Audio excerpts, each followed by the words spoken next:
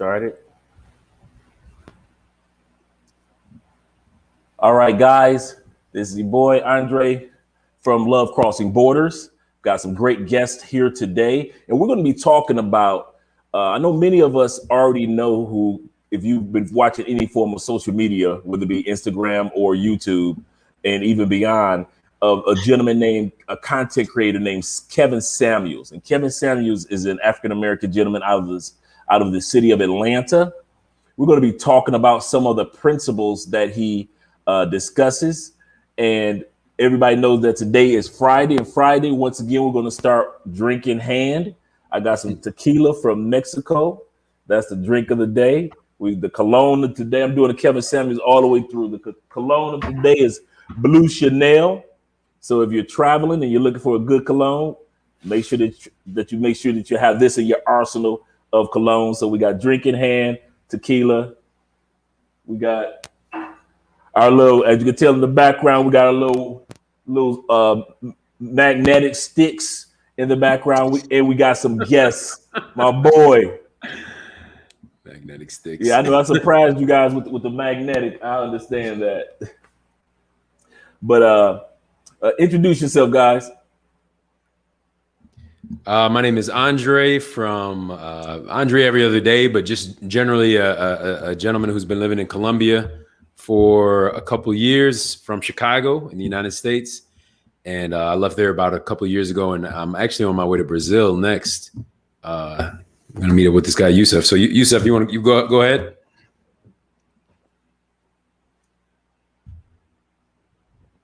Can't hear you, Yusuf. Boom, there we go. Oh, there you go, brother.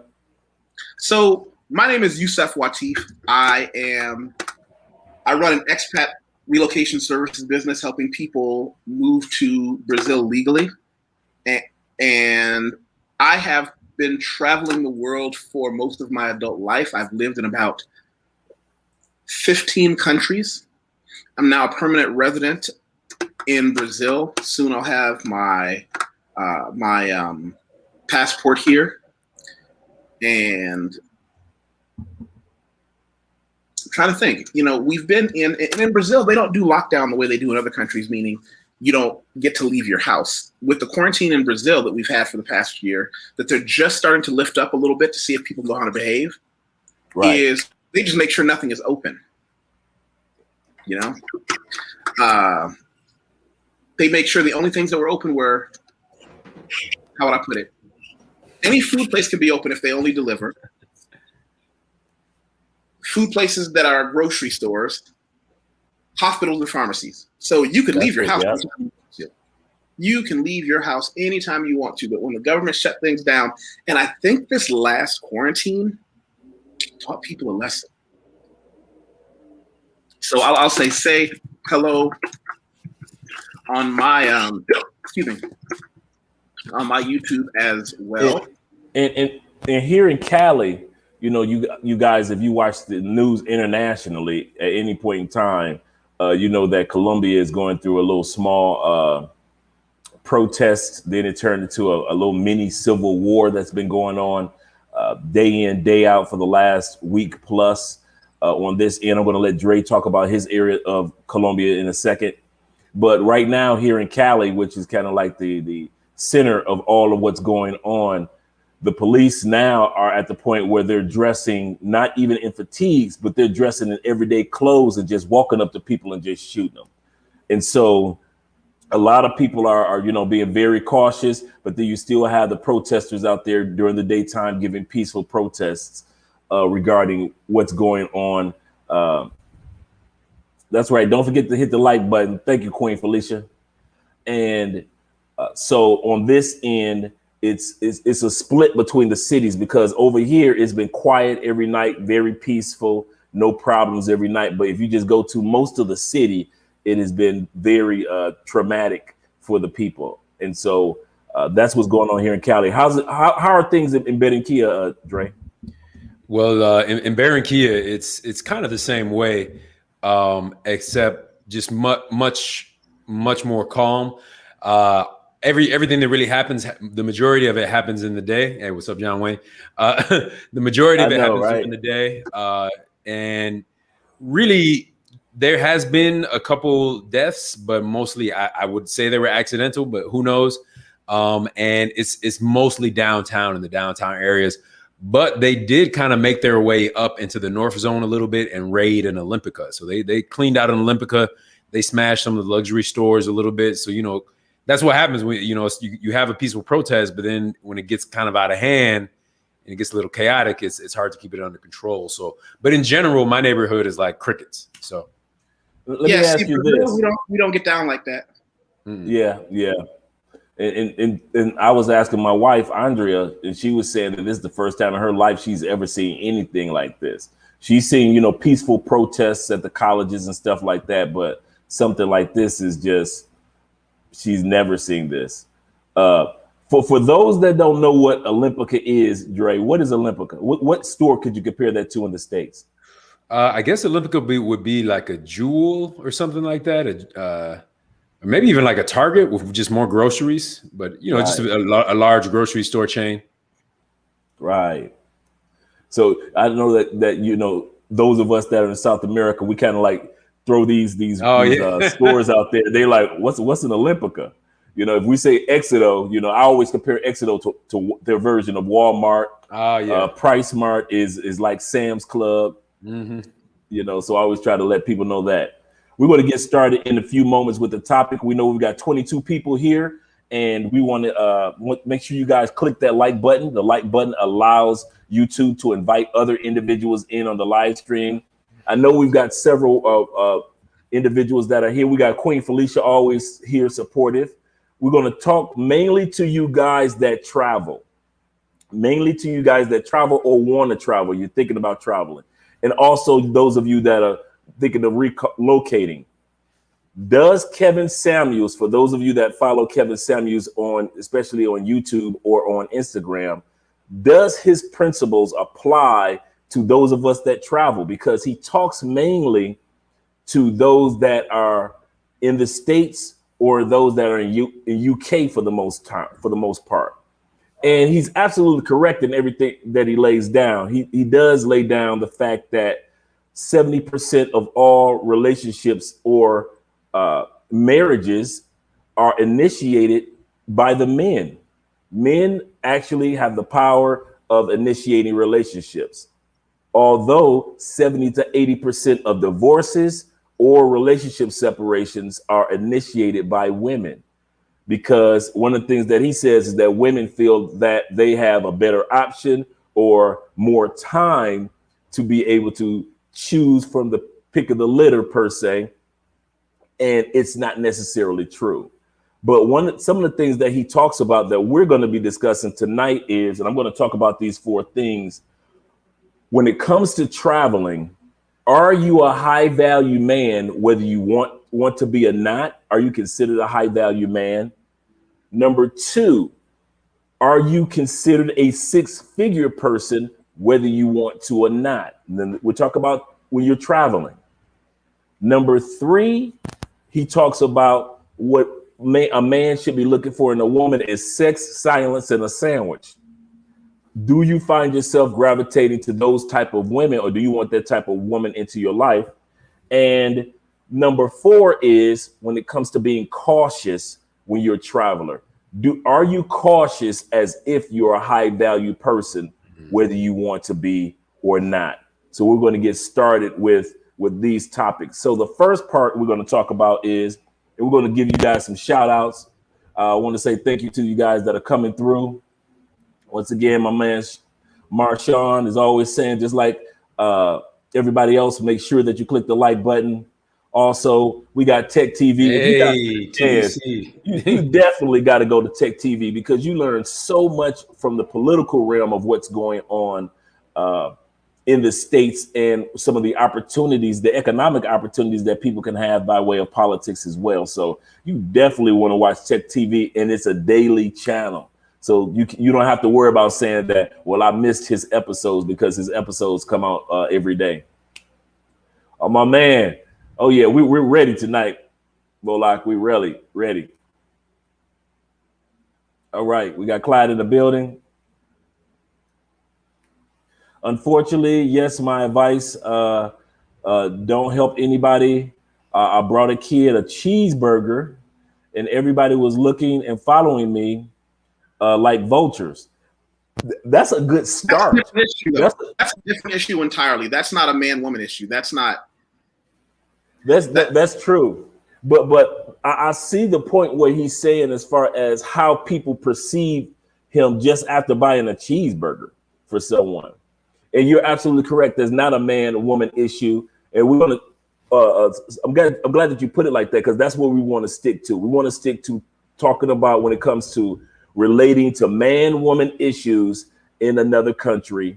But we're going to get to the part of being cautious, whether you want to be or not. But we're going to get to that point in a few moments. And I'm glad that you guys came on board, because we're able to talk about this topic from Past Point Stamp. Make sure you subscribe to that brother's channel. Great channel.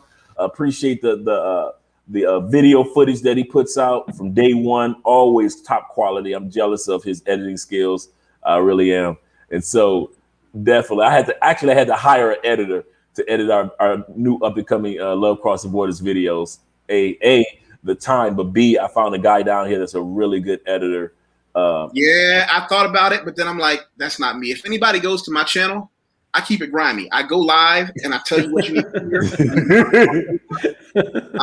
If just getting the information, I just give it to you grimy, and if you don't like it, if it's not pretty enough for you. The only thing that we edit is like the travel videos, like when we go to Cartagena or Barranquilla. Those are the ones that are basically edited. He just has his transition styles and how he sets the music up is way better than I do. Sometimes you just gotta let young people do what they could do best, especially in Colombia. It doesn't cost as much, so I'll let them do what they need to do. You see what I'm saying, Dre? Mm-hmm. In the States, it would cost me an arm and a leg to get this kid to do 15 videos for the amount that he's doing it for. So, but let's get started. The first part of the topic that we're going to talk about, Dre, Yusef, is: are you considered a high value man or woman, even if you don't realize that you're a high value man or woman? And what I mean by that is, before you get off the plane, no matter where you go in the world, for the most part, some of the places that we go to: Bali, Indonesia, Thailand, Philippines, Mexico, Costa Rica, Panama, Mexico, Puerto Rico, DR, Colombia, Brazil. All these places are economically in a position to make your dollar stretch a lot further than it would whether you were in the UK or you were in the US. So before you get off the plane, I have a theory that you are considered high value just based off of your dollar being able to stretch a lot further, and therefore putting you in the position that you didn't even realize before you got off the plane that you are considered a high value man, not by principle, but just by the value of your dollars. What do you guys feel about that? I want to start with Dre first in regards to that, and I'm going to end it with Yusef. Yeah, so I'm definitely going to say that I agree that maybe not as soon as you step off of the plane. I think a lot of it depends. So let's say in the context of South America, and especially Colombia, because Dre and I are in Colombia. I've had encounters where my friend and I were walking through the mall, Buena Vista Mall. It's just really like an upscale mall. And people will look at you and they hear you speaking English, and then they assume that you are a business person or an athlete or something like that. And I think a lot of that has to do with the rarity of us in a place like Barranquilla. But to contrast that, if you go to Medellin, where there may be more gringos, the locals may look at you differently, but they still know that you have that American dollar. So that will increase your value a little bit. And it may be seen as a high value man or seen as a high value or easily accessible ATM. It's a good and bad to that, I guess I would say. All right, great. I was just looking to make sure that we're not freezing. If you guys see us freezing, just let me know. The Wi-Fi should be pretty good tonight. Yusef, what do you think about that? Do you think that that we are automatically looked up on? Because I did a video last week in regards to American travelers. And American travelers, for the most part, from what I found in the research, before we get off the plane, we are looked up on as two things, double A. We are looked up on as assholes and ATMs. We're looked up on, if you're American, you have a rudeness or arrogance about you before they even meet you. And they also look at you as an ATM before they even meet you. And being an asshole sometimes and an ATM is part of the stigma of high value men. So what do you think about that concept of before you even get off the plane, or when you, like when Dre said, when you're walking around, people assume that you are high value, at least based off your dollar value? Well, first, let me do this. You talked about how you started with, you know, what perfume and cologne and what you drink. I don't drink alcohol. I'm going to start with I have some acai. No. There we go. It's integral grape juice, meaning it's no sugar added. It's made pure black grapes, so it's extremely sweet, but it's extremely natural. You know, I don't drink a ton of these because it's pure sugar, but it's better than any soda. All right. I'm gonna have to start trying those. And I say that because I want you guys to buckle up.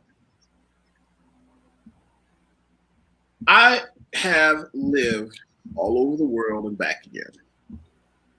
Everywhere I've gone, I have encountered lazy, slovenly men who are looking for a place where they don't simply have to improve their value as a man to get higher quality women. Having money. Pause for a second, Yusef. I want you to say that again. That was profound. Say that again. That they look for a way to have high value women without increasing their value as a man. Having money doesn't make you better or worse than another man. It may give you access to certain resources, but I came from a situation where I was taught very young. I don't look at a woman and say, okay, what can I do for you? I made myself a man that I can look at you and say, what can you do for me? Absolutely.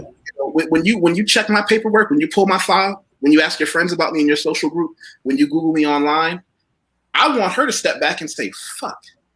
If the concept of, see, for most men, sex is the highest they're ever going to get out of a woman.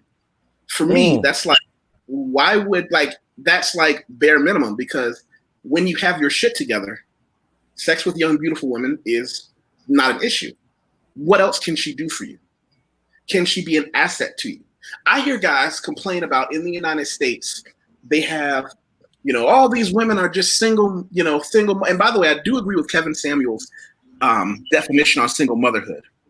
You're a single mother if you had a husband when you conceived your children and then you got divorced or he died.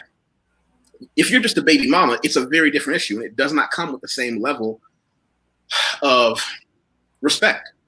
But I've seen these guys go to another country and end up shacking up with a girl who started having babies at 15, just like the ones they claim they hated in America. Really? Say that again. Say that last part again. See, you dropping some nuggets, man.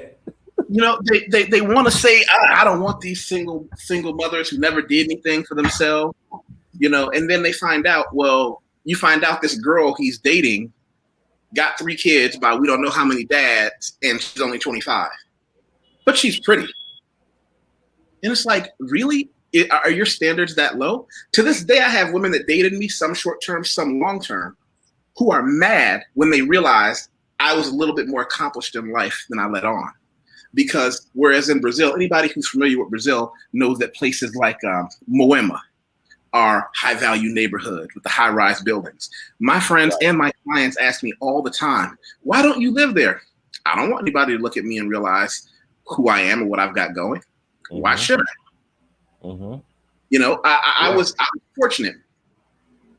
When I was a young man, I got told very early by my uncle, who was a wild man. I wasn't born tall, rich, or handsome.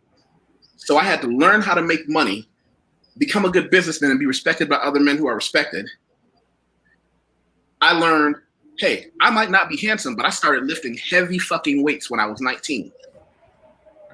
And the rest of the stuff doesn't matter. You'd be amazed what women will do for a man that they look at and say, when I walk down the street with this man and I put my arm in his, people look at her with jealousy. People look at her and who is this man? Right. Now, do I believe I should take care of things if a woman is with me? Absolutely. That's another interesting thing that I did notice. There's a difference between Western women and in most other countries. The concept of I'll take care of it. I've seen so many of my friends who just started traveling, you know, in their 20s say, I don't understand why I went out with this woman from the US and I said, oh, I got the dinner. And she said, no, I'll pay for half. And you're like, well, okay. It's very rare that you get that outside America. Most places, it's, well, of course, if you're dating a young, beautiful woman, it's expected that her value is such that you should pay for the dinner you had or the movies you go to. You know, most men want to believe that you can cheat the game. I can tell you, I'll be 44 in July. I might not look like it. I'll be 44 in July. But you can't cheat the game. You can't cheat the game financially. You can't cheat the game in the gym. There are some small things you can do to give yourself an edge. But when you leave the United States and think you're going to get a higher quality of woman, you're not. Women have been evaluating the better qualities of men in every country in the world since the beginning of human nature. I can tell you that the man that I am is just as successful in China, Australia, London, because I built those core values. Right. I built those core competencies that allowed me to be someone who I can start the conversation and say, you know, so what do you have to offer a man like me? And I've tried to teach some of the younger men, like, just to say that. And they freak out. They freak out. I'm saying on the first date, when she asks you, oh, so what are you looking for? First thing you say is, well, I want to know what a woman like you has to offer a man like me. I'm well-traveled. I'm successful. And then you just look at her. Yeah, and I'll chime in here. And one of the issues that I've had with dating in Barranquilla, and I think this is because Barranquilla is kind of like a sleepy sort of beach city, is that at this point in my life, I really want someone who, like you said, can add value, can have a good conversation, is highly intelligent. And lots of times what I encounter is, and I think this goes the same, you know, for women here too, because I have friends who date men here, and they say, you know, the men ain't about shit. But a lot of women who I messaged during the pandemic, beautiful, beautiful women, beautiful. Like you cry when you see them. And I say, what are you doing? I'm laying in bed. Well, what are you doing? I'm watching Netflix. And texting the next day, what are you doing? I'm watching Netflix. I'm watching series. And you'll see that I'm laying in bed, I'm watching series, and I'm just like, I can't do it. I just can't. Like, no matter how beautiful you are, that I can't get over that sort of like inactivity, that mental inactivity, that kind of like laziness in a sense. That goes back to what I will give a pass to a woman that is in school. That's in school, yeah. This in school. Yeah. But now get this. You know, one of the things I've learned is that the Internet of Things that allows people to take these online classes, one of the things I tell guys to filter for is like, you know, hey, it's been hard to work. Nobody can get a job. And you say, what have you been doing? Every now and then they'll tell me, well, she's been taking this Udemy course. And I'll say, that's a great sign. Mm-hmm.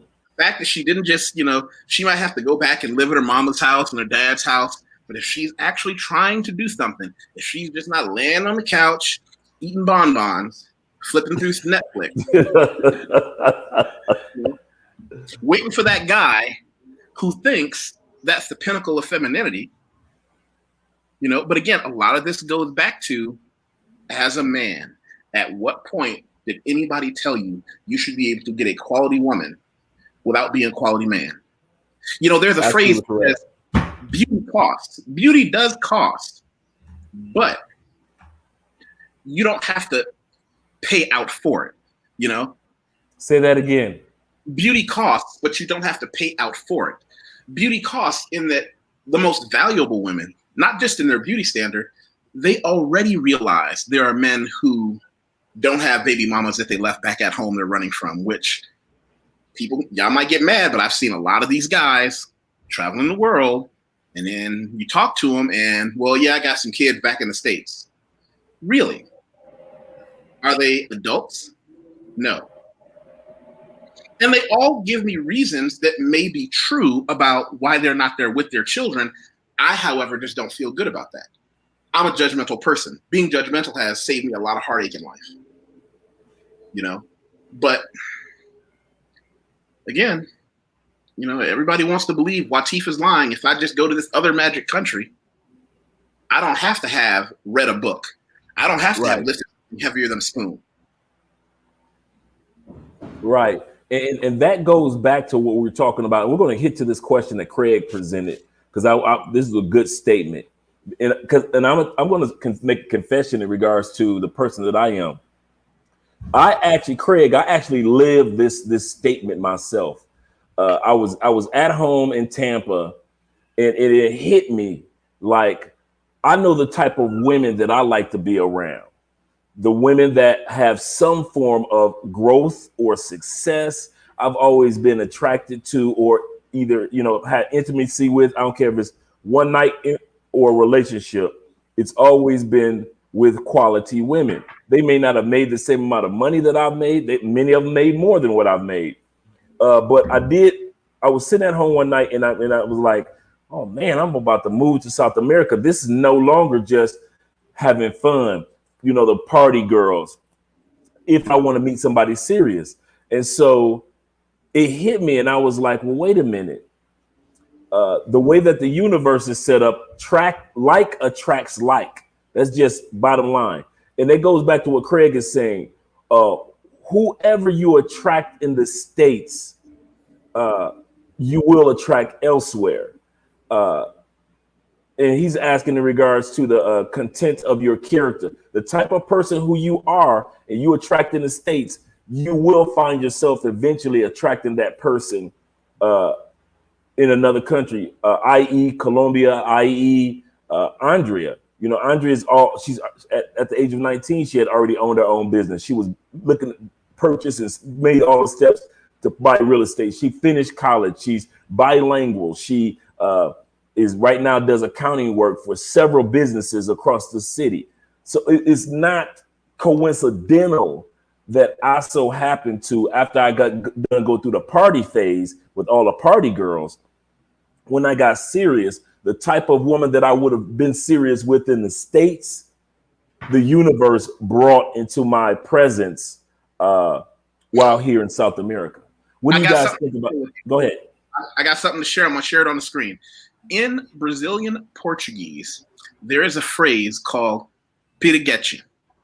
I have a friend who is an international businessman. He came to Brazil. Can you share that on the screen? Yeah. Let me see your. Yeah. Okay. There we go. He came to Brazil, and this is a very stereotypical mode of dress for certain women here. The word piriguete is a pejorative term, but it absolutely describes these girls. He falls like a sucker for these women. And what I explained to them, and when we sit down together, I said, you have to understand there are two reasons this is going to go horrible for you. Whether or not they're a good woman or a bad woman, the first thing you got to understand is she's putting her best asset forward. And if this is her only asset she has, what good can she do for you? Second is when I have these, you know, I have luncheons for my clients and businessmen that do business with me. Do you understand if you show up with one of these kind of women, you have completely cut off any ability to do any business with any of them? Wow. Because a lot of men don't want to understand. You are judged, just like a woman is judged by the man that she's with. You are judged by the woman on your arm. Yeah. And if you're bringing these low value women and you might think, haha, this is fun. And the other men in the room, first of all, these men have women in their lives that are like your wife. Do you really think that when they get home, she's not going to tell her husband, we're not going out with him again? Yeah.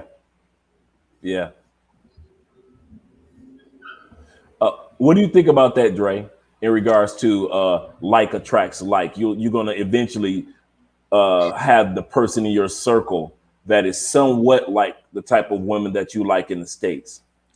Yeah, I think that's definitely true because, you know, it's just a matter of taste. And so if you, I do think so. Going back to the original topic of, you know, just coming from another country, for us when we come into this country, are we consider high value? I think there's certain factors that can make you seem higher value than you actually are. So one is having the American dollar. That's not really them valuing you. That's your money and your passport being of a high value. So I think a lot of people let that get to their head and say like, I come here and like people respect me and it's not necessarily that they respect you. It's they respect possibly what you can do for them, some sort of financial transaction, something you can buy for them. And I've mentioned to this to you before, Andre, that when people get that feeling that they're being valued more, and maybe they do think, okay, I can get with better, you know, quote unquote, better or high value women, better than what I was getting in the States. They're actually not, it's not real. It's not really real. They're just getting with women who want them for what they can possibly do for them. Correct. So maybe they should be trying to go for the same women they were going for in the States, but they're trying to shoot a little bit higher because they have that sort of glisten and shine of the American passport or the American dollar, but that's just not real. And that could possibly get you in trouble because they're going to try to take you for your money, or they're going to try to use you for your passport, you know, and for the record, end up in a dangerous situation. So for the record, for a quality woman, there's nothing wrong with buying things for her. There's nothing wrong. Oh, yeah. For her. But here's what a lot of guys are doing. When they say they're finding these other women, they're lying. They're lying first to themselves, and then they're lying to you. What they're doing is dumpster diving. Are these men meeting these women at high-end restaurants? Are they meeting these women at the places where people who have means go for their entertainment? Or are they meeting these women at the grotty, nasty corner bars where the beer comes in a bucket? Right. A lot of men don't want to talk about that because when you ask, where did you meet her? You know, I remember an older woman telling me here when I first got here, I said, and I had just got to Brazil. And I said, I met this girl and we're going to go have coffee on, not Paulista, on, there's another street. I'm trying to, and you know what? I see it every day and my brain is not letting me. And you said, before I cut you off, let them know what city that you're in Brazil. São Paulo, Brazil. Okay. Yeah. By the way, thank you for breaking because you know what it did? It let me remember. It's Rua Augusta. Okay. And I learned something. She said, be careful with that. I said, what do you mean? She said, when I was a young woman, if a man invited you for coffee or a drink on Rua Augusta, it meant that he really didn't think that highly of you because that's not a place where decent girls go. If your family found out you met a man for dinner or coffee on Rua Augusta, they would never let you back out of the house again. You would just get chained to the radiator. She said, so learn where the places are that you say, let's go here for coffee. It doesn't have to be more or less expensive, but learn the places where quality people go. Learn the places where other businessmen go so that when you're there and you hear somebody talking about something, you say, hey, blah, blah, blah, I do import-export too. Or do you want to go to those places where, and that's the thing, a lot of these guys, they're shopping, they're dumpster diving, and they want to convince you that they found this high value woman, you know, on the corner or in these places where it's something very, very judgmental. You know, when you find women that are specifically targeting men who can't speak their language, it's a bad idea. I call it scraping the bottom of the barrel. That's what I call them. Like you guys love scraping the bottom. That's also called them bottom feeders. Kind of like you like in the ocean, you're only dating the bottom feeders when you've got all these beautiful tropical opportunities that are swimming around for you to enjoy. You sink to the bottom of the ocean. They couldn't. You only feed off the. Say that again. They can't. That's the issue. It's not that they're choosing to scrape the bottom of the barrel. They don't have the skills to operate in the higher echelons. They can't swim with the sunfish. they're at the bottom with the catfish. But the funny part I find, Yusef, when it comes to just being a quality man, not even a high quality man, just when you get off the plane and you see guys just having fun, just enjoying their vacation and things like that, no matter where you go, they don't even go for the everyday woman. You don't even have to go for the woman that owns this or the woman that owns that in Colombia. A lot of guys don't even date the woman that she just got a job and it may be at Exito, the grocery store. And she's young and she's beautiful and she's attractive. But the fact that she has a job, these guys are not attracted to those women that have some type of something to gain and something to lose. They don't even they aren't even attracted to chicks that we consider in the States regular everyday women.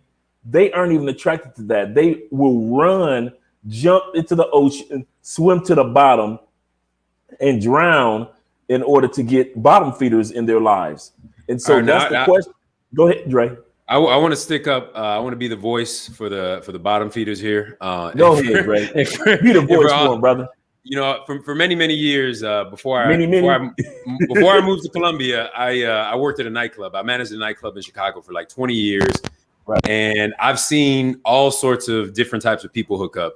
You know, I remember like I would see these Italian dudes always come in and will only date hood chicks, or I seen girls from Switzerland and Germany come in looking for the hoodest black dude they could find, like the roughest black guy they could find.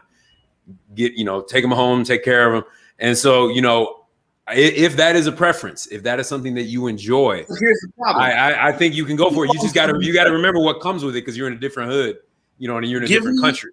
Give me a longevity study on that, because when they get these men or women home and they realize, I can't take this guy out to a place that has more than one fork, or I can't tell this woman, hey, we're going to go have lunch with my aunt, and she shows up in a dress that's a half a millimeter past her pussy. Like, the fact that she doesn't know that's inappropriate, but that's what you liked about her, so that's what she knows how to do. And then she'll get mad when you try to tell her, I want you to dress differently. I've seen this play out over and over again. I'm just giving you stories of guys come to me, call me 10, 11 o'clock at night, trying to ask for advice. Really? You hired her for a specific set of qualities. Don't be mad that she's not going to change it. So now are we talking about two different type of men? The men that are travelers and are seen as high value men, at least monetarily wise, and those that are relocating? Because Dre, from the way that it sounds, based off me and as well as it seems like with Yusef and you, it seems like once we have the relocation mindset, the quality of women, or at least the type of women that we wanted to gravitate into our atmosphere, was different from the type of women that we gravitated to when we were just traveling, having fun, enjoying ourselves. So do you find that there's a differentiation between the guy that's valued, no matter what, we're valued, that's valued when it comes to just traveling and having fun? He's going to DR for 5 days compared to the guy that's living in DR for 5 months. Yeah, I definitely think that's true. And to piggyback off of what Yusef said about, show me the longevity of these sort of things. I do think, I think of that movie, How Stella Got Her Groove Back. I actually never watched the whole thing, but when you think of a woman who goes on vacation to the Bahamas and is just looking to, just have that fun weekend, I think then the quality of the person doesn't really matter. It's more of like are they here? Are they here right now? You think of Bill Clinton. I think Dave Chappelle did a joke about like Bill Clinton was just like looked outside of his office door and was like, you come here. Is that sort of thing of kind of just going for what's there right now. But definitely, right, if you are relocating to a place, you have to really think about who you're putting who you're allowing into your life, because something else I talked about is, especially with Colombia. Colombia is a small country, and in these island nations, like, everybody's connected. So you may think you're cool with whoever, but are you cool with her cousin or her cousin's friend? Or maybe somebody else maybe has bad intentions for you. So you do want to, and I don't necessarily use that label of like quality that much, but you do want to make sure you're getting people who have good intentions for you, at least in your life, and who can bring some value in your life. Because if they can't bring any value in your life, and if they're only going to take you down, they can put you into bad circumstances. So they may be great in bed, they may be really fun, but they could put you in some trouble. And they could bring people around you who have bad intentions, even though they may like you and you may like them. The next, and that's a great point, Drake. Really great point. You guys are killing it. The next part of this: does Kevin Samuels' principles can they be applied internationally or when traveling? Is this: can you get six-figure treatment without being a six-figure person, whether it be male or female? Can you get six-figure treatment? Kevin Samuel always talks about for the States. One of the things is having connections, having six figures, being looked up on as a example in your community.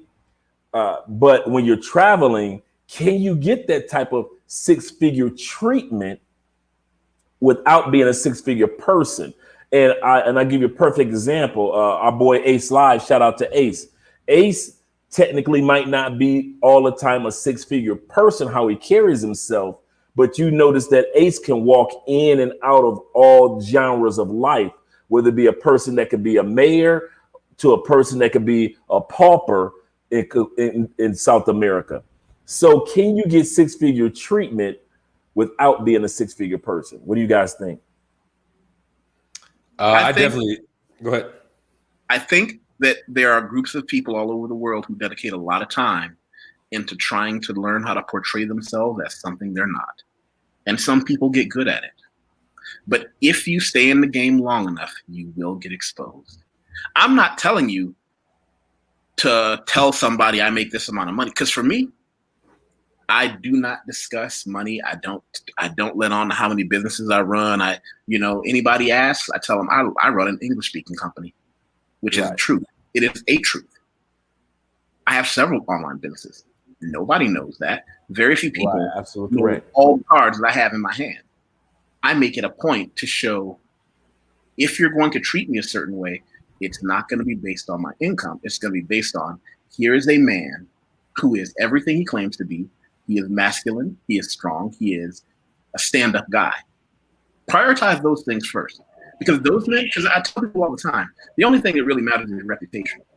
When you can say he's one of those men whose reputation is strong and he is who he says he is, I'm a great long-term investment for people who recognize good long-term investments. Some people don't recognize that, and I can't be mad at them. There are a lot of people all over the world, men and women, who were never taught how to look at someone and judge if they're a long-term investment, or even how to broach the subject. I was taught very early in life how to sit down, talk to a woman, and then from there, let me figure out who you are. But I'm going to open up and I'm going to talk to a bunch of them. I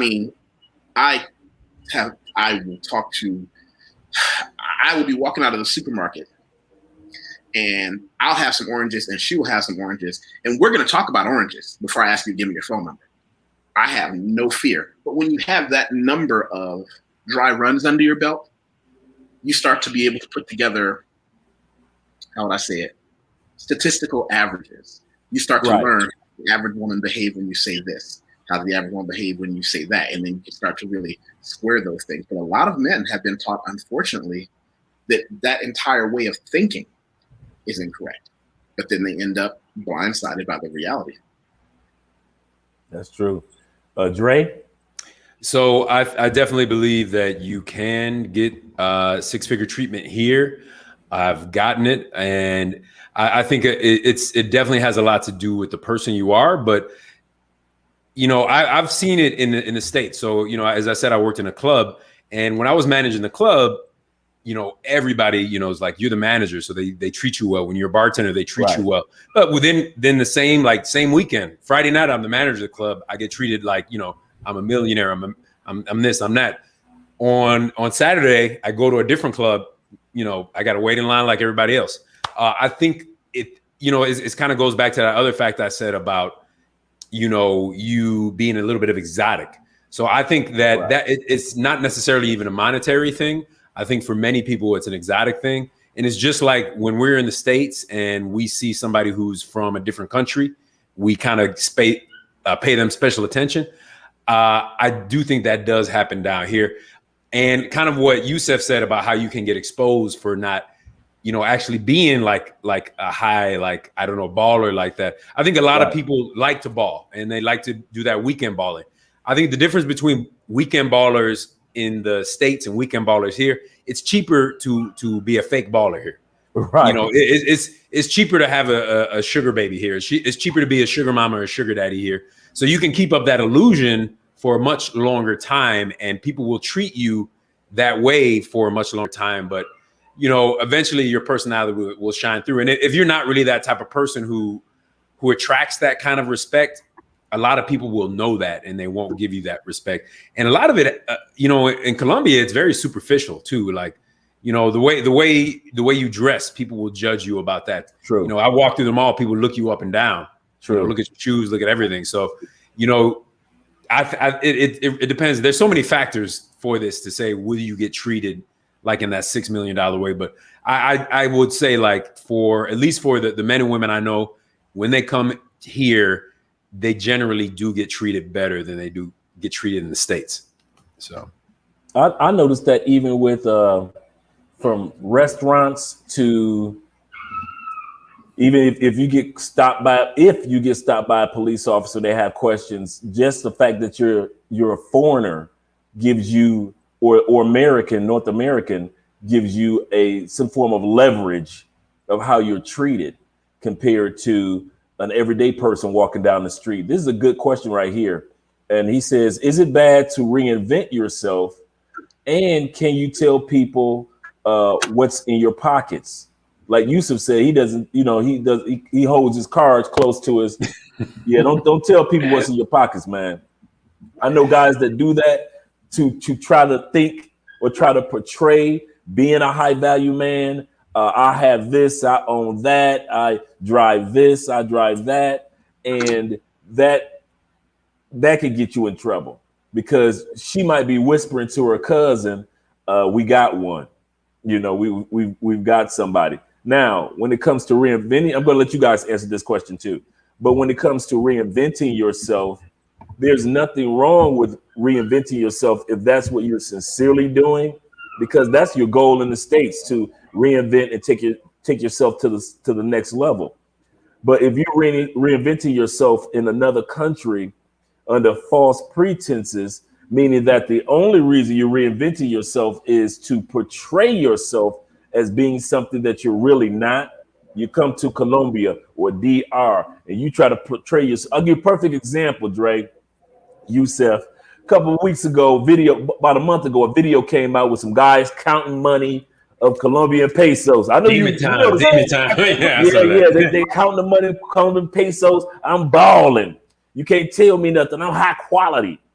Not even 24 hours later, somebody come in, stick it up, take it for all the money. Now they're on GoFundMe. Please, we need to get back to United States. Please go into the GoFundMe and give what you can, because we did some stupid shit and now we can't.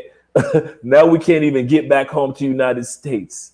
You see what I'm saying? That's the difference between reinventing yourself and portraying yourself as something that you're not, and it got them into hot water. What do you think about these two questions, Dre? So for the first one, I think it's a great idea to not necessarily reinvent yourself, but improve upon the areas that you were lacking on in the States. So I'll use myself as an example. I worked in clubs for a long time in the States. I was a night person. I stayed out late at night. I turned up. I partied. So when I came here, I was like, this is a chance for me to reinvent myself, because I don't have any friends who are bartenders. I don't have any friends who are club people. And I came to Barranquilla, which is a more chill city. It's still in my blood. Like if I go to a club, it's in my blood to turn up. It's in my blood to buy bottles and do things like that. But it's easier because that kind of temptation is different. I used to work with Salvation Army, and in Salvation Army, you get a lot of brothers who were in jail for drug abuse and drug use.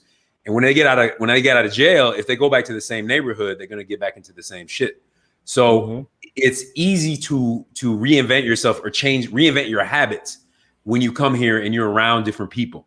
You can easily fall back into the same ways. And like, you know, if you're a scrub, you're probably going to fall back into your scrubbish ways. But, you know, it might not be as easy to be a scrub here because things are cheaper, things are different. In terms of talking about what's in your pockets, I think there's a couple type of travelers. There's travelers who like to ball out. They go to Cartagena, they buy bottles. Okay, they're shouting what's in their pockets. But then I think there's travelers who are like, you know, oh, I got it here. You know, I got it. It's not, what is that song? It's like, it's not tricking if you got it.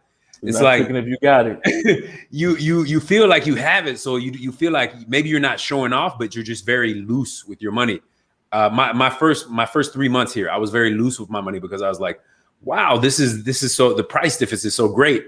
And you'll see that in a lot of travel groups where people just post about price differences. In YouTube videos, they'll post about price differences. So it's not like you're shouting about what you got in your pockets, but you're kind of just, you're like a peacock. You're peacocking without even realizing it. So I think you have to, one, you shouldn't talk about what's in your pockets. And two, you have to be aware of showing your pockets unintentionally, because, you know, I will do it unintentionally. That's why I like to watch YouTubers like Andre, like Yusef, to kind of let me, you know, keep me in perspective and say, okay, you know, I don't need to wear my chain out. You know, even if it's a small chain, I don't need to wear my chain out. I'm not trying to show off. It's just like, it's a nice thing I have. And I think people involuntarily do that. They involuntarily show out. And that's my opinion about that. Yusef, what do you think? I think I go back to one of the books that has given me a lot of wisdom in life, 48 Laws of Power. And one of the things they talk about is never be afraid to reinvent yourself. But a lot of men get confused between saying I'm reinventing myself and doing the reinvention.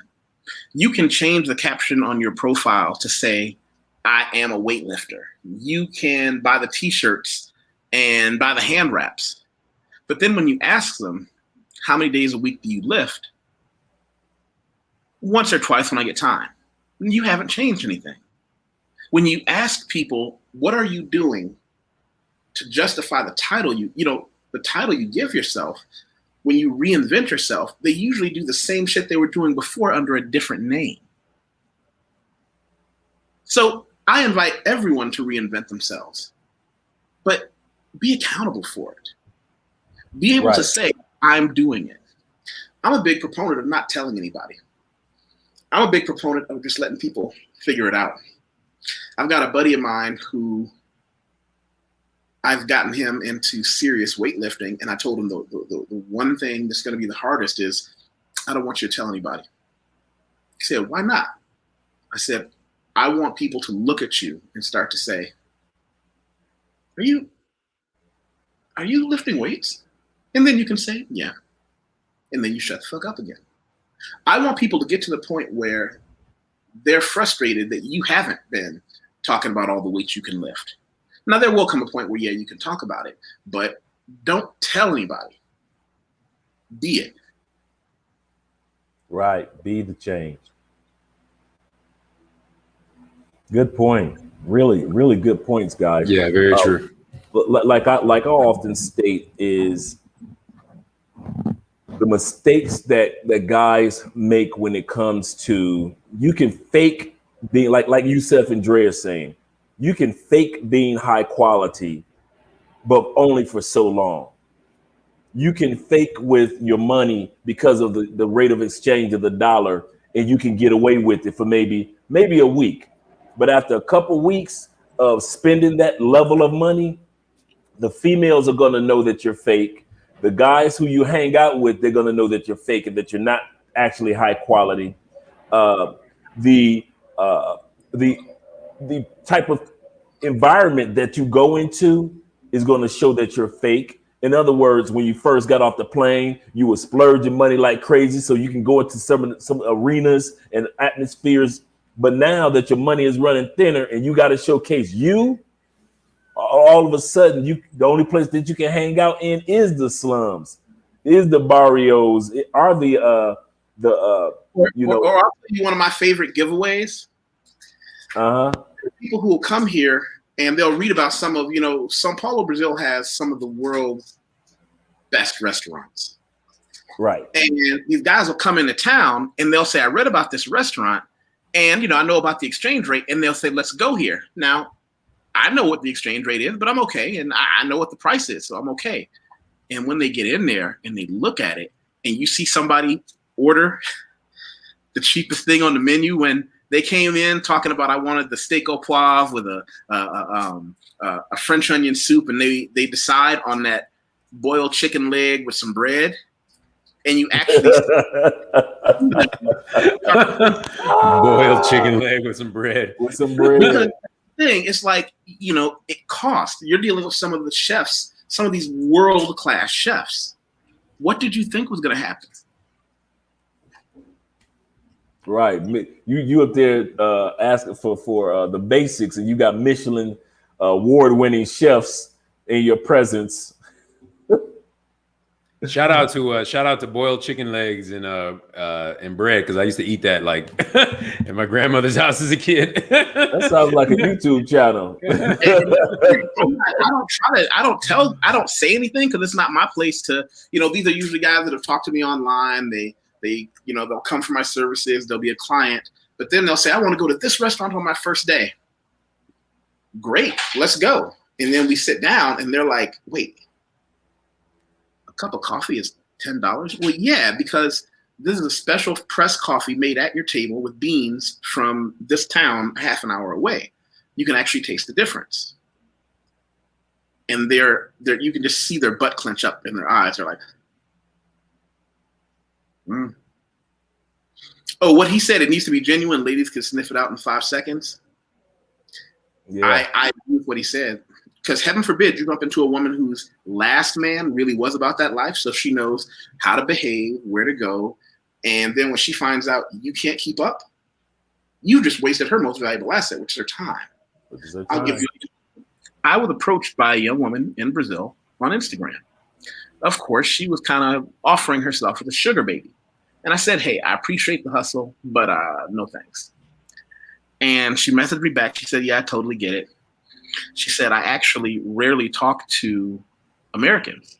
I said, what do you mean? She said, well, when you talk to guys from Kenya, Jamaica, Colombia, other places in the world, if they've got a picture on their Instagram of them in front of a mansion or with the rollie or doing, something that you have to have money to do, they're really doing it.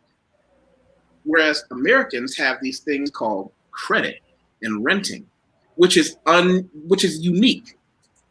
Americans' ability to get something you can't afford is very unique in the world. So she said that, her and some of the other girls learned very early. Americans, maybe they really are who they say they are, but there's a very good chance that it's bullshit. Wow. You know what? I never thought about that, them looking at us in comparison to other nations or other cultures.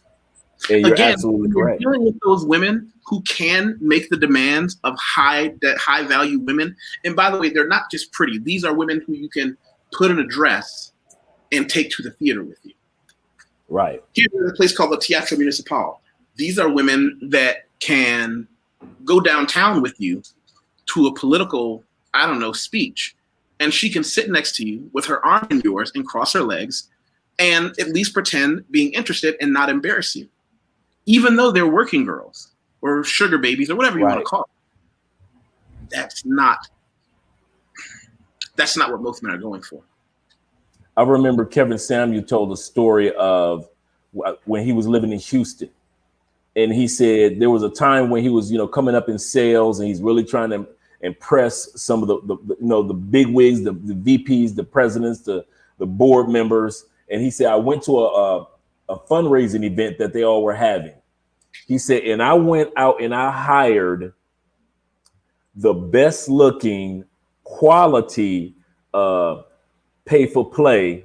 And this was in the States, just to be my date on my arm. He said, this is not uncommon among six-figure men to actually hire a date. He said, and gorgeous, very intellectual, very business-minded, very lit, all the things that you were describing, Yusuf. And Kevin Samuels said that, he said, I go to the men's room and I'm using the bathroom. And the VP walks in of the company to use the men's room. And he said, I'm using the bathroom, I'm washing my hands, and the VP looks over at me and says, yeah, that Keisha is a winner. And he said, he looked at the VP like, where do you know Keisha from? He's like, yeah, Keisha's one of my regulars. And he said, and VP came, washed his hands, and walked right out. Never said anything else to Kevin Samuels.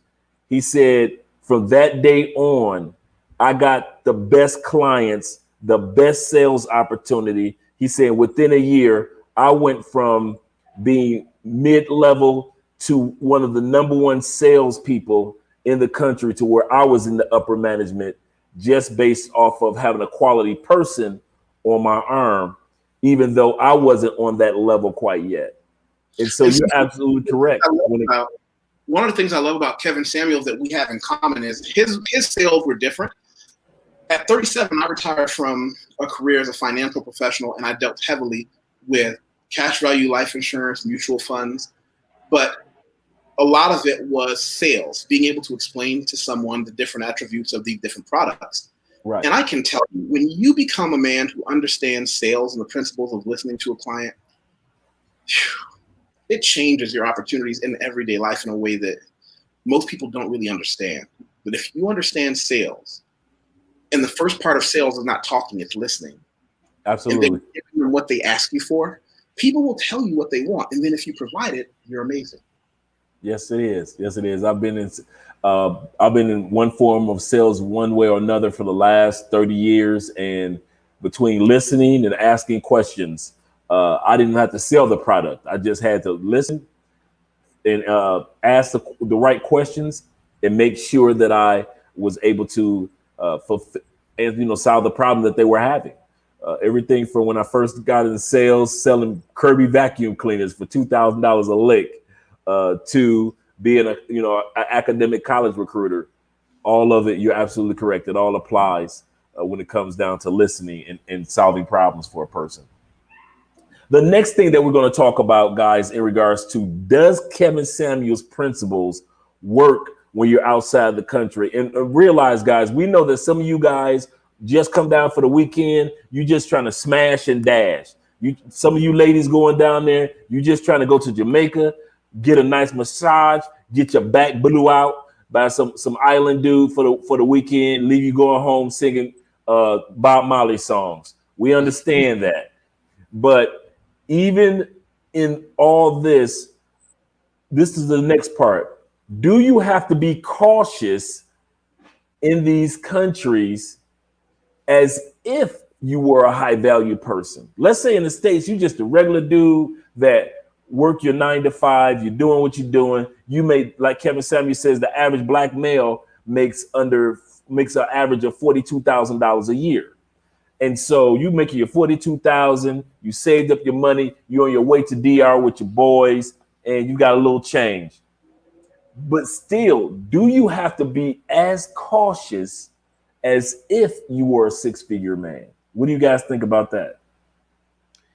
Well, I definitely say yes. And, we had a situation here in my city in Barranquilla, an unfortunate situation.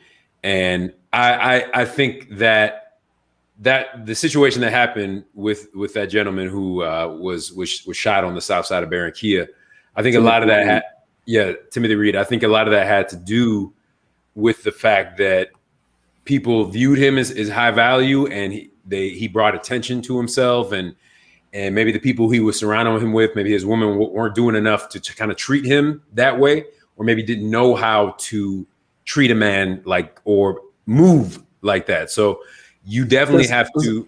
Hey, Dre, not to cut you off, but what you just said was profound. Could you go back and say that last part again? A woman not knowing how to treat a guy that's treated like high value. In other words, some of the women that you guys and I don't want to kind of like redefine what you're saying, but I want you to re-emphasize, give us a little bit more in regards to what you mean, because that's very profound when you said that. I never thought about that at all. The woman not knowing how to, these bottom feeder chicks that you guys keep bringing around and posted in the WhatsApp groups. These chicks don't even know how to treat or safeguard. Let's put it like this: safeguard a high value man. Go ahead, Dre.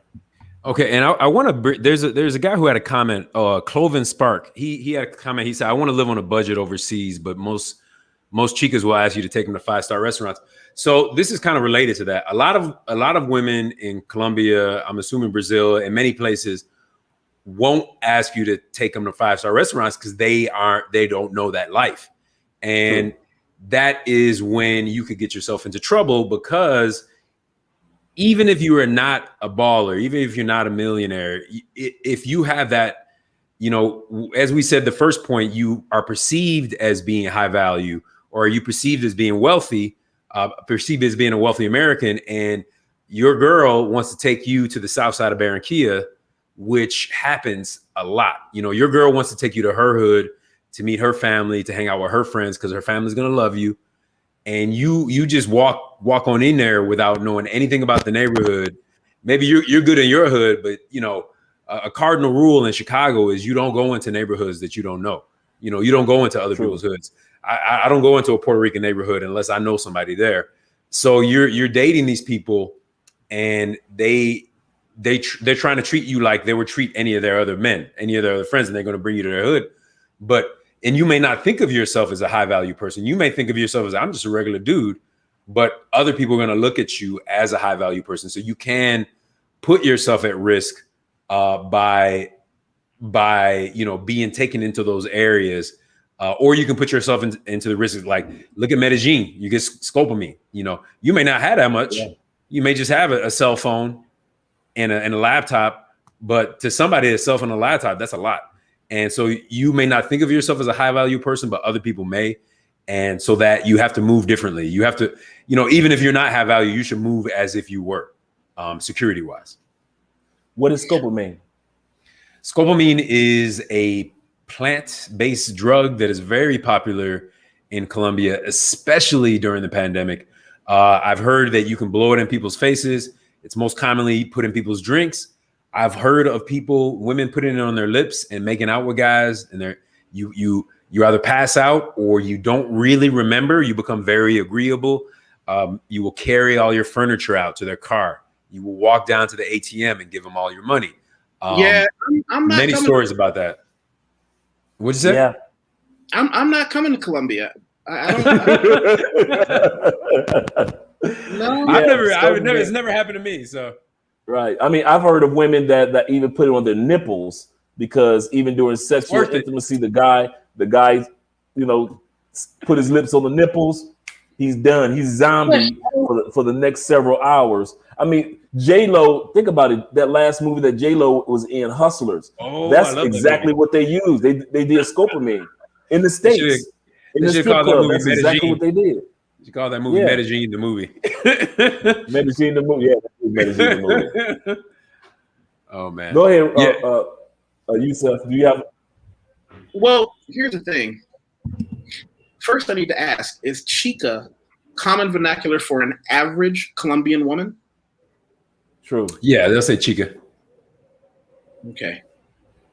So, my question to these men is, at what point in your life did you decide that it was okay for a woman who has done nothing to earn more get more from you? Like, what has she done to get a 5-star restaurant?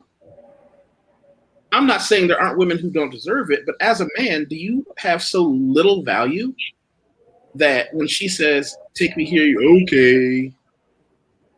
Again, it's like, you're not a high value man. You're just agreeable.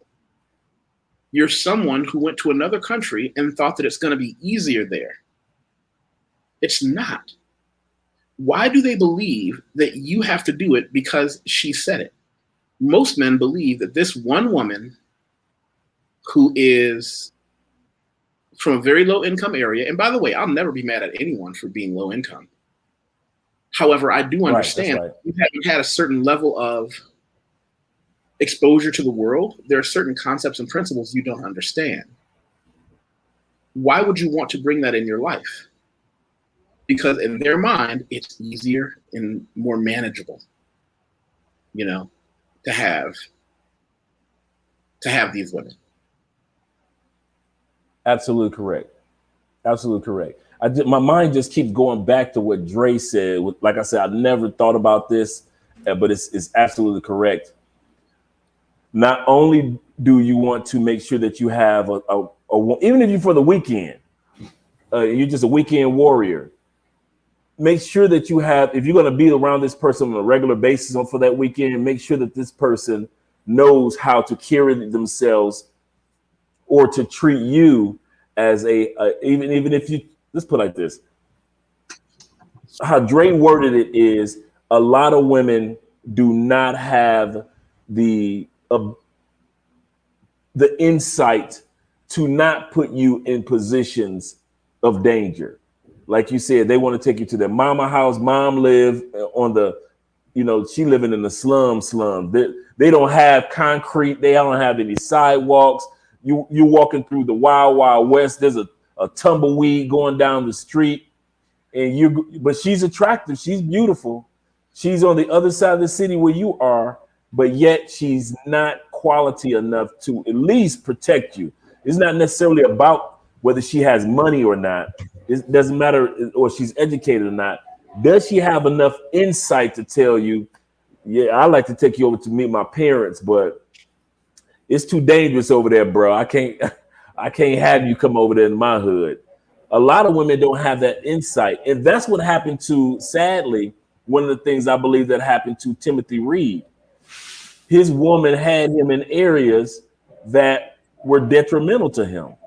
And a lot of times dudes don't realize, whether you want to or not, whether you are a regular dude that, you just chill at home and you watch your sports, you have your drink every once in a while, you just go do your 9 to 5 in the States.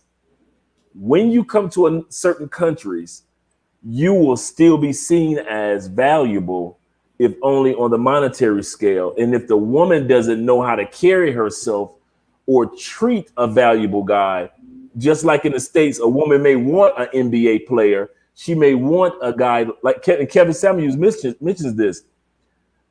Many women want these six-figure guys, but they know nothing about carrying themselves around that six-figure world. So it is when it comes to a guy from the States. These ladies want you and what you can offer because you're from the States, but at the end of the day, they don't know how to carry themselves around a dude like you. The average Colombian makes between $250 to $450 a month. And that means we're talking about working hard. Am I correct, Dre? Yes. And to slide in a point here of something that I think is really important for people to remember, especially the fellas coming down, is that, okay, so maybe you're a modest gentleman. Maybe you are not trying to ball out. But there's two things you need to remember. One, if you see a woman on Tinder or any of these social media and she's on a boat or she's on a yacht or she's eating in a nice restaurant or she's doing something really fancy or she's standing in front of a tower or she's doing this, she either has that on her own or she got a gringo to do that and she took a photo of it. So remember that. So she may just be seeing you as that.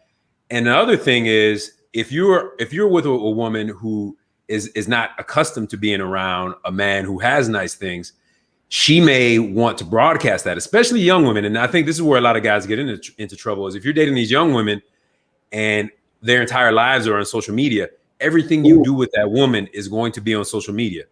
This has happened to me. I've chatted with a girl and I went through her WhatsApp stories and our conversations were on her WhatsApp story. And I had to say, like, don't put our conversations on your WhatsApp stories. So imagine you got a nice Airbnb. She's taking pictures of that and putting that on her WhatsApp. Yes, and another thing is, I forgot my point about this, but yeah, you got to watch out for that. Let me try to remember my point. I'll toss it over to you guys, and if I remember, I'll pop back in. Yeah, but basically, what you were saying was, because we started off with a lot of these women don't know how to carry themselves or treat a high quality man. One thing that I love about Andrea, she is extremely private. We're homebodies for the most part. We'll go out and travel different countries, things like that. But 99.9% of the time, we're basically homebodies. But even with that, she doesn't like somebody knowing what side of town we're on. She doesn't talk money. No matter what's going on with our brand, Andrea downplays everything. And I like that about her. There is nothing braggadocious about her.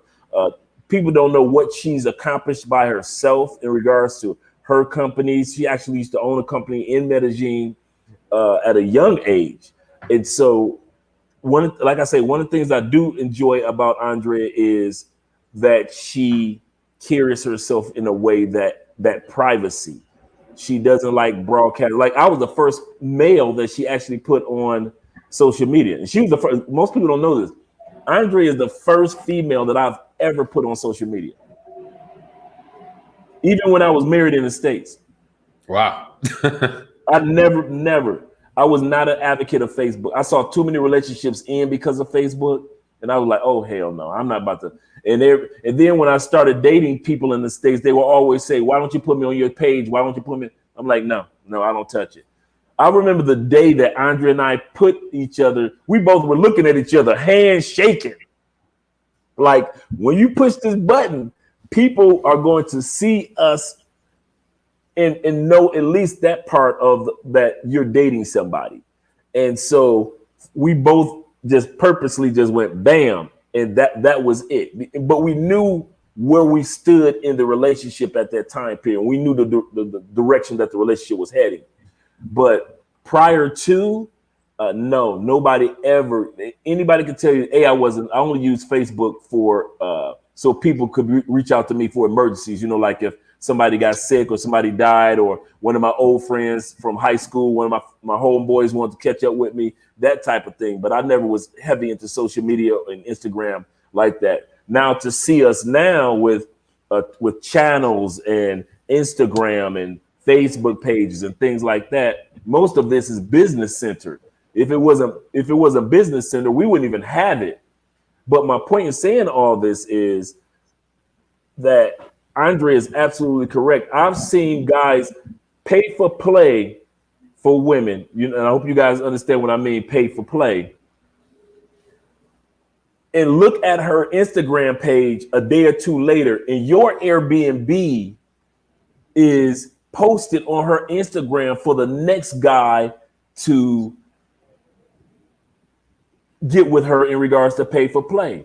Because your Airbnb is a nice quality location quite often when you guys come, or you go to a resort, or you take her to your pool or jacuzzi. So now she's got jacuzzi shots and pool shots as if she's living this life, and it makes her even look more like a quality type of person. And so the next man has to have her. He's texting her and he's all in the DMs, but it was your Airbnb that was showcased. And I see that quite often in Colombia. Yeah, and I want to pipe in with a real quick story because I remember what I was going to say.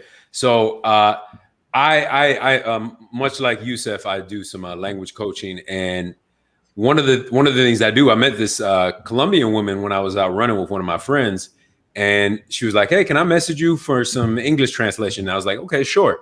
And I'm not going to try to give out too many details because this is like going on right now. But for the past several months, she's been sending me WhatsApp photos of her conversations with her man from the United States, and she just like asked me to translate them for her. So this is not necessarily a safety thing, but you just have to realize that like the things that you're messaging, and this is not just even with the United States, I guess this is for everywhere. It's just like dudes sending photos of girls to their homies. Right. But it's just funny that she would have another man translating everything she's writing to her man in Chicago. She's like, how do I say I only want you? And then he sent herself like, oh, I bought you this, and she's like, how do I say this? So I just thought that was really kind of funny and a little eye-opening to realize that she would do that. Right. And what she's doing is not uncommon, because if she's doing it, you know that here in Colombia and probably in Brazil, Yusuf can attest to this, that women talk and women have their own WhatsApp groups that they're in regards to dealing with foreigners, and they share advice on how to handle foreigners and things like that. So my point in saying all this, whether you want to be a high quality man, whether you're just a regular everyday Joe in the States, one of the safeguards for yourself is treat yourself as if you're high quality in other countries. Exactly. And that's a protective say. You're not going to see LeBron James, Michael Jackson, or even Kobe when he was alive. God bless, rest his soul, is in the hoods. And even if they do, they're there for like fundraising events for the kids and things like that. But you're not going to see that.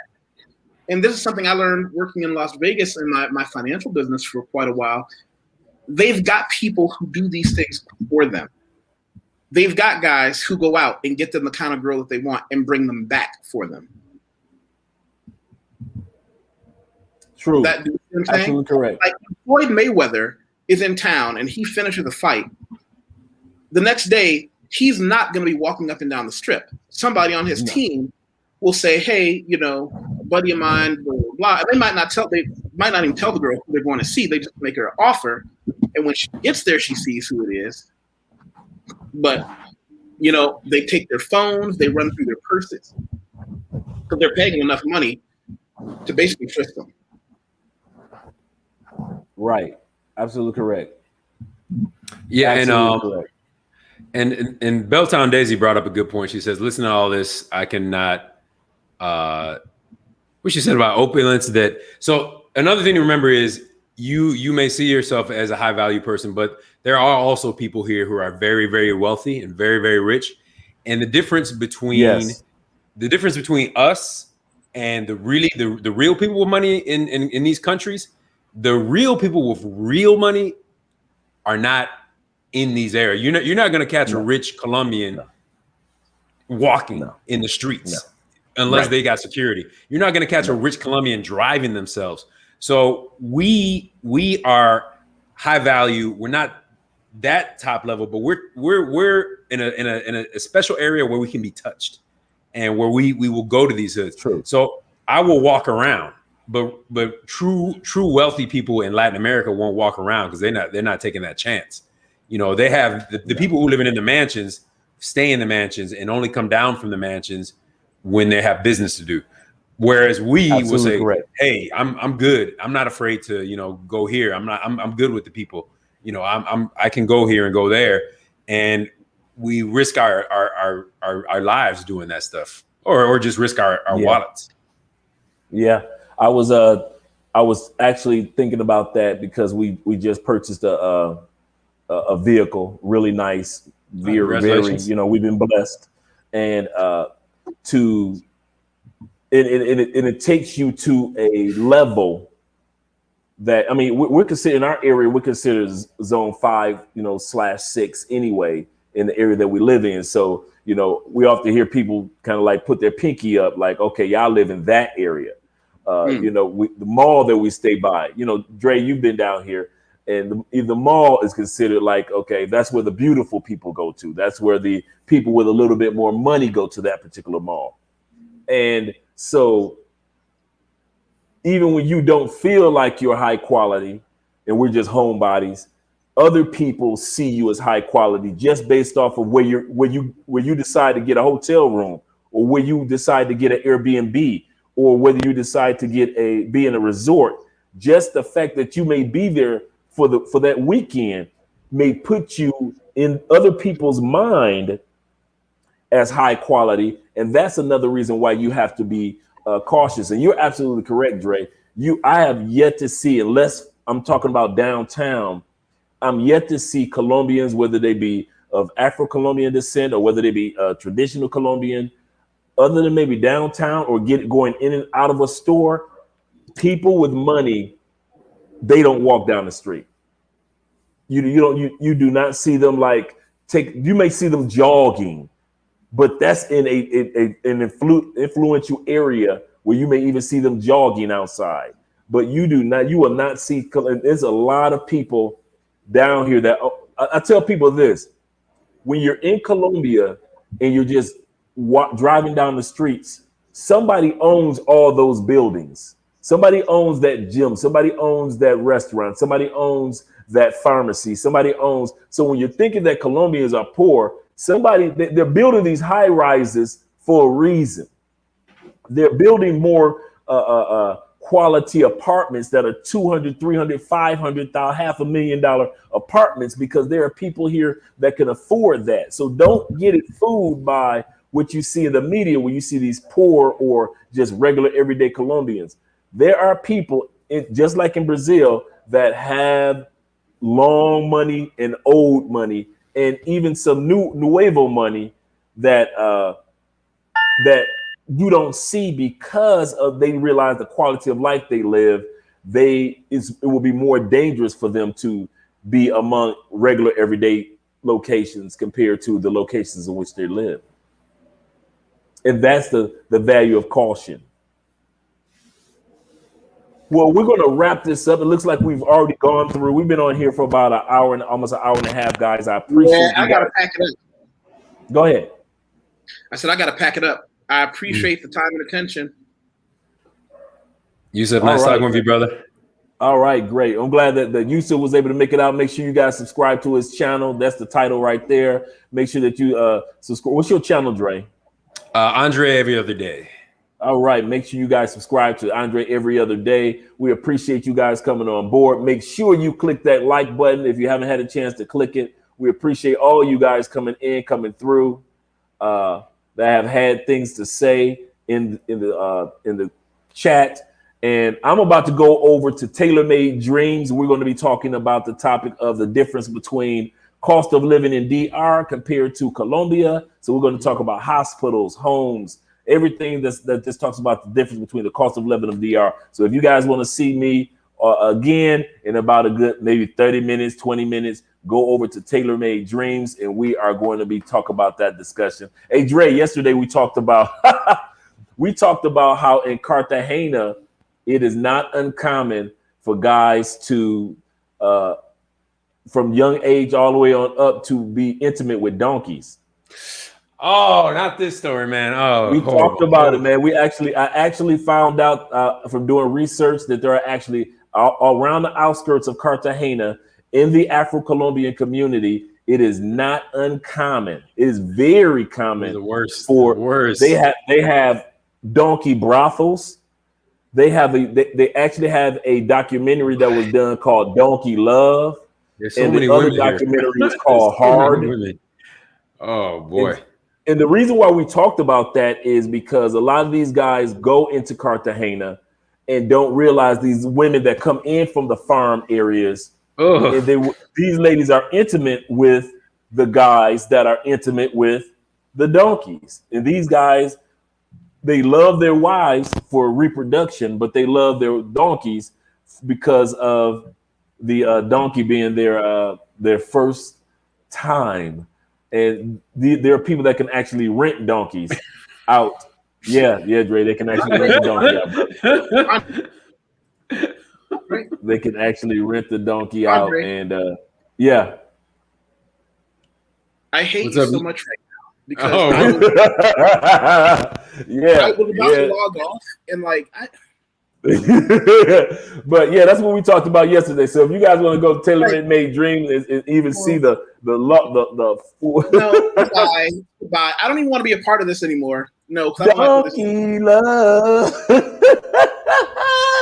Oh, we got to end it on something else, man. We got to end it. Okay, but yeah, we're going to end it on. We're ending it on the fact that, guys and ladies, remember, before you get off the plane, and even when you get off the plane, eventually somebody's going to see you as a high quality person, if only based off of the fact, like Dre said, that you are exotic.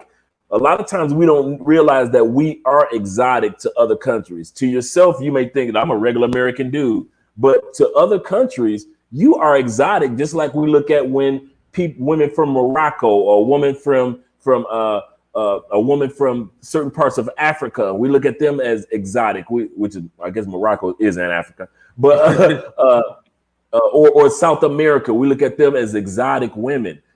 Well, people look at you as an exotic male coming from another country. And so you have to realize that you're going to have to use caution with that. The rate of the dollar right now, the dollar is like for Colombia, almost 4. like 3.8. So you're getting almost $4 for your every dollar that you spend. You get almost $4. They know that and they see that. So even when you don't see yourself as high quality because you're still thinking in dollars, they're looking at you in pesos and they're like, wow, he's somebody special. So, or she's somebody special. So when you go to these islands or when you go to these other locations, just be a little cautious in the sense of Kevin Samuel's principles do apply to you, whether you realize it or not, when you're outside of the United States. Yes, very true. you must be looking at the comment section. I kind of figured that kind of blow you away. Oh, we laughed all day long yesterday in regards to that topic. Too much. All right, new to the channel. I'm glad. Welcome to the channel. All right, Crystal. But yeah, definitely, guys. We're going to be doing a drinking hand episode every Friday live stream, and we're going to be doing Andre and Andre are going to be doing our live streams as a couple on Sundays. And this up and coming Sunday, we're going to be talking about the latest of what's going on here in Cali, Colombia. Is it the right time to visit Colombia? Is it not the right time to visit Colombia? That's going to be a good one. Yeah, when is it going to be the right time to come back and visit Colombia? Because a lot of guys, I keep hearing guys talk about, I got my ticket, and Andre and I are looking at each other like, you might want to reschedule it. Yeah. So we appreciate you guys, man, coming out to see us with Love Crossing Borders. Also subscribe to Andrea's channel, Andrea Wallace TV. Make sure you subscribe to Dre's channel, Everyday Dre, and make sure that you guys also subscribe to Mostly Money, our other channel where we talk about political issues. Well, we're out of here, guys. You guys have a great evening. Like I said, I'm heading over to Taylor Made Dreams channel in a few moments. And anything else that you want to say, Dre, in closing?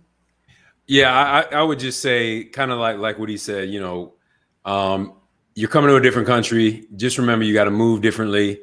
And you have to remember that sometimes all eyes are on you, regardless of what you think about yourself. So. All right. Have a great one. Thanks again, Dre, for coming on board. Thank you. All right.